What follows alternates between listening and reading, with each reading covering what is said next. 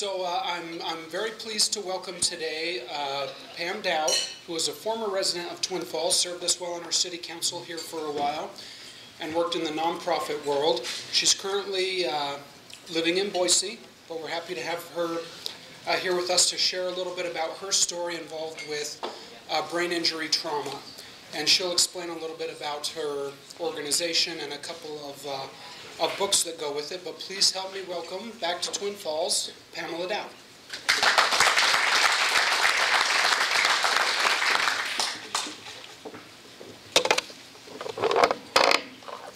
No one can ever understand the tragic journey a family faces when there's a brain injury in the family until you go through that experience yourself. This is my daughter, Brennas Dowd. She was raised here in Twin Falls, attended her share of Twin Falls City Council meetings in her early years. But this brain injury journey is one we did not choose. It's a journey Brenna traveled and one I shared with her. 6,000 hours in 16 months, hoping and praying for recovery in a broken healthcare system that is not designed for brain injury recovery. I was her cheerleader and her coach. She lived and she tried hard. She fought a valiant fight to recover. This picture here was taken 7 weeks after her brain injury, after she'd been diagnosed in a persistent vegetative state. Here she is sitting on the side of the bed. The therapist that was working with her at this time really had a lot of faith and belief in Brenna, but unfortunately the day after this picture was taken, the therapist was no longer working with the facility where Brenna was. Now if I can get that there. Oops. On September the 22nd, 2012, after I had written Brenna's story in a book called Condemned to Die, Ask Me How, Tell Me Why, this mom on a mission in a redneck RV started an 8,100-mile trip across the nation, crossing 21 states, visiting families that had patients with brain injuries, and these patients were, for the majority of them, were at home. And I had a beautiful stop in Washington, D.C., where I spent some time with Senator Crapo and shared my concerns on what was going on with brain injury recovery in the United States. And I was fortunate enough to visit one hyperbaric oxygen therapy treatment in the state of Wisconsin, or Michigan, and since then I visited 2 here in the state of Idaho. This is my friend Mack. He suffered a sudden cardiac arrest 2 years ago on April the 2nd. He was diagnosed in a persistent vegetative state, said nothing could be done to repair his brain. 14 months later, this persistent vegetative state person awakened from his coma. Thanksgiving 2012, I pulled up in the old motorhome and Mack met me at the door, showed me where to park it. He sliced tomatoes for my lunch. The next morning, he fixed a full-size Southern breakfast for me. This man, the doctors had declared that he would never have any value again. And as I sat and talked to him about things that I thought could be done to improve the care for people with a brain injury, I could see that the chains and the gears were in motion in his brain as he helped me with ideas on what we could do to make changes. As I talked with families across the nation on my trip, and not only that, but I'm in touch with at least 1,000 families a day, one of their biggest concerns is financial. If you have no health care, you take potluck on brain injury rehabilitation.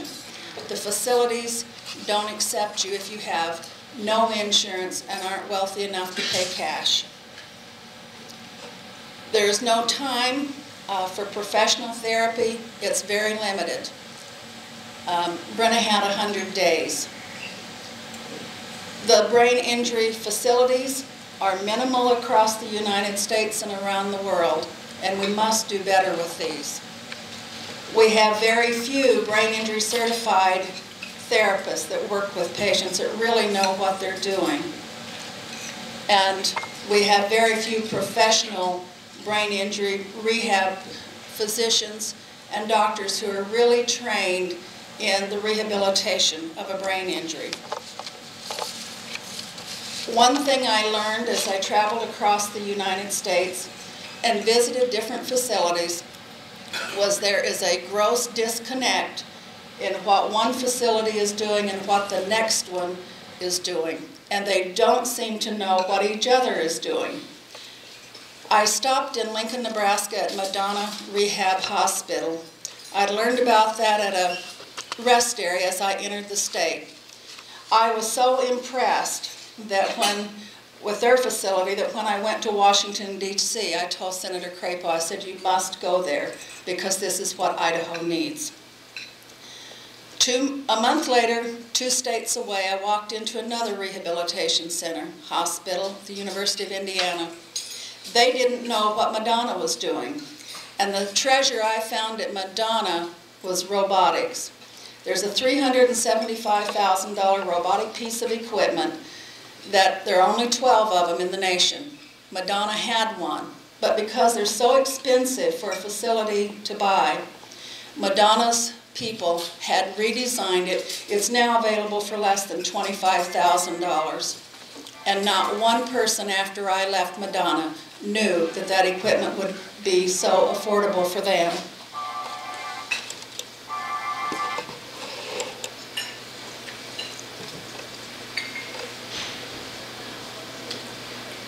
The elephant in the living room, and that's brain injury. The families that I meet with and I talk with on a daily basis, they say no one wants to talk about brain injury. It's something that no one discusses. One wife said, I'd like to write a book the day the phone fell. And that's the day that friends and family go silent and never come to visit. They don't make phone calls. They pretend that their former friend doesn't exist anymore. One gentleman in Texas who had had a sudden cardiac arrest, he was an accountant, he said, I feel like I have been erased from life. Dr. Philip James in Scotland, he is a hyperbaric oxygen therapy specialist. He says that brain injury research, especially with HBOT, is the last medical frontier. And I really believe that brain injury research is a medical frontier that we must explore. We cannot continue to warehouse people and to just let them die. We have an education problem, and what we understand is brain injury. All brain injuries occurring after birth are considered acquired brain injury, and that includes traumatic brain injury and the hypoxic anoxic brain injuries. A traumatic brain injury is a blunt or penetrating injury to the head that disrupts brain function. About 75% of brain injuries are concussions, and that's according to the CDC. 53,000 people a year die with traumatic brain injury. Hypoxic anoxic brain injuries are not being counted by the CDC or the World Health Organization.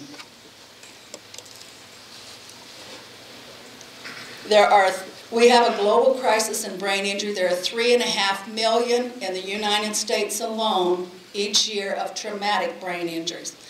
That comes down to 6.65 TBIs every minute.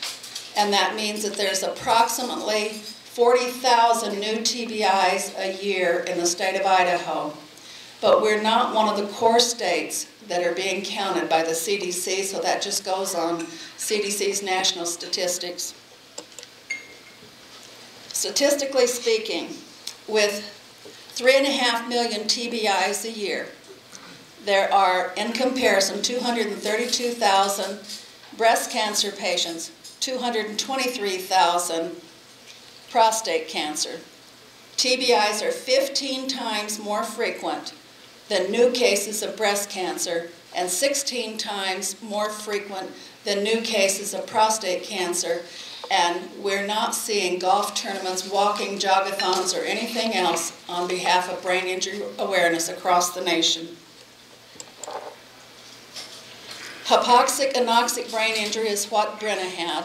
It was reduced oxygen to the brain. And anoxic is complete loss of oxygen to the brain. There was some question with the doctors as to which she had, but I was there at home. I know that hers was from reduced oxygen, that her heart had never stopped, and that her breathing had never stopped. It had just changed. Recovery from any kind of brain injury is the longest recovery period of any diagnosis in the medical profession today. There's no way to tell how long recovery will take from any brain injury. Recovery takes patience, love, time, and commitment from families. And those patients that recover the best are those who have that total commitment from somebody who loves them and cares.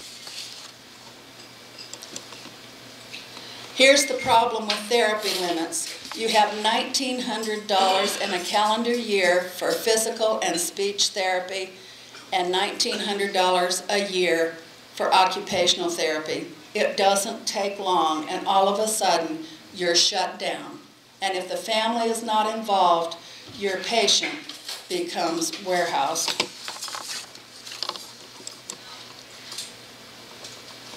We've been putting a Band-Aid on brain injury rehabilitation for too long. There's research going on that opens the door to recovery from a brain injury, and anyone here could have the same kind of brain injury Brenna did. And traumatics, we're all faced with those. Car accidents, sports incidents, there's a lot of things that cause a traumatic, but they're equally important on the hypoxic anoxic, and still no one's counting. There is hope for tomorrow in brain research. This facility here is in Pocatello. It's Healing Center. Bingham Memorial Hospital has been granted a research fund through the National Brain Injury Rescue and Rehabilitation Project under the leadership of Dr. Bernadette Howlett. And they have spaces for up to 100 people that suffered mild to moderate TBIs plus PTSD. And I was excited to go through it. And we're fortunate in Idaho to have this project available. And I think we really need to try this. In fact, this particular chamber holds 9 people. And there's one on the other side of it that's painted like mountain scenes that will hold 9.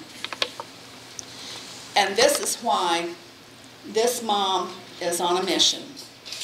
I don't intend, after losing Brenna 18 months ago, I knew that the least Brenna would expect me to do would be to write her story. I wrote her story, and then I wondered, how do I get the message out? And many years ago, when I was on city council, a gentleman came and did a one-day seminar on how to work with media and with politicians. And I had tried to find him before. He's elusive, and couldn't find him. And I'm sitting there wondering what to do next. And the good Lord said, look him up on Google. And sure enough, first hit, I got him. And he thought I was still in Twin Falls. And I said, I'm right across town from you. And he's taken on the guidance of me and to keep me focused. And I've really appreciated that, because he's the one that really got me into Senator Crapo's office. And I think together we can make a difference. But we have to first know what the obstacles are. And we have to be able to reach out as a people and decide that we're going to stop warehousing people we love. I've had people tell me, well, we have to have places to put people, so it's okay, we'll just put them in a nursing home. If you've never been in a nursing home with a brain injury, you don't know what that's like. And the best facilities in the world can't do anything for the recovery of a brain injury if the family is not involved. I have no regrets for the 6,000 hours I spent at Brenna's side. She began to respond better once I ignored the professional therapist and began to do it Mom's way. They said music wouldn't help with her, and once I began singing commands to her, Brenna began to respond. I had a film clip I wanted to show you, but the sound wouldn't come on. The first day that she said hi was 3 weeks before she had her sudden cardiac arrest and died.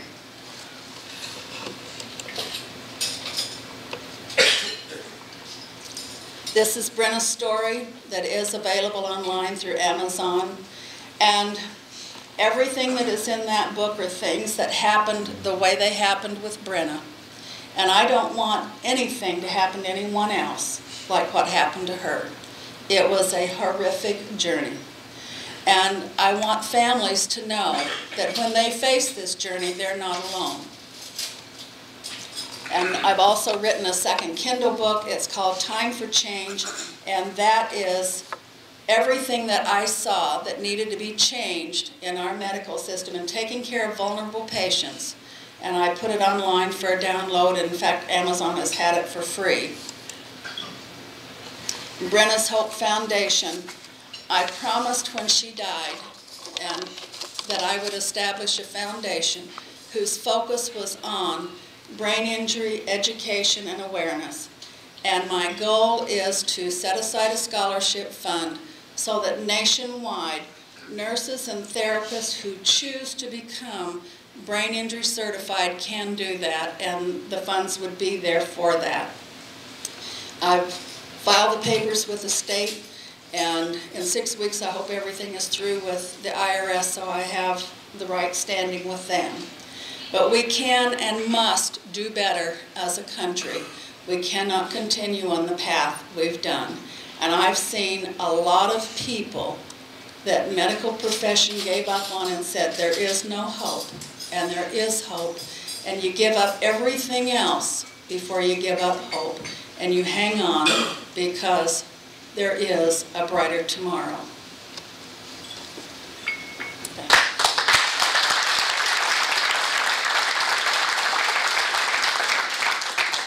If anyone has any questions, Danny? How important is the hyperbaric oxygen treatment as opposed to every other kind of treatment now? Is that the most hopeful? I think it's the most hopeful. One thing is that the studies haven't been completed. Doctors kind of fluff patients and families off and say it isn't successful. They're half right, because there's no studies to prove it's successful. There are also no studies completed to prove it is unsuccessful. The University of Minnesota just completed a small study with using hyperbaric oxygen therapy. They also combined that with using 100% oxygen without the pressurization, and they had a 74% favorable rate in comparison to 38% with HBOT alone. So I think there's a better chance than sitting and doing nothing. Anyone else have any questions?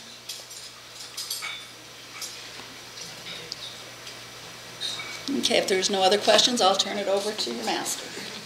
Thanks, Pam.